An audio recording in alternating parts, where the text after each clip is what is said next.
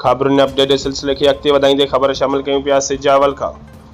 ठेकेदारी कमनि जी रहियल लखे रुपया रक़म न मिलण ख़िलाफ़ सिजावल जे ठेकेदार उस्मान लूठियो पारां एहतजाज कयो वियो।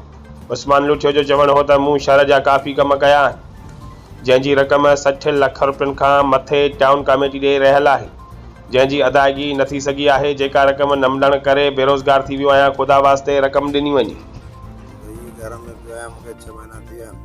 हिकिड़ो हार्ट जो मरीज़ आहे, दिलि जो, मैदे जो, इलेक्ट्रोचल जो बि तकलीफ़ मूंखे, जंहिंमें रमज़ान खां अॻियां पियो आहियां खट ते। शहरी में मूंखे केरु बाज़ार में ॾिसे ई कोन, पर न चेयरमैन खे थो आया शर्म अचे जेको मूंखे पंहिंजो हक़ ॾियनि, न कंहिं ऑफिसर खे, न कंहिं चूंडियल नुमाइंदे खे। ऐं जहिड़ो निका ख़ुदा कान थो वठां, मूं लाखों रुपया पंहिंजो लॻाए छॾियूं। हाणे आउं अर्ज़ु कंहिंखे बि कोन कंदुसि, मुंहिंजो पंहिंजो हक़ आहे, मूंखे ॾिनो वञे। मां अब्दुल मलकानी साहिब खे बि अर्ज़ु कयो, शौकत मलकानी खे।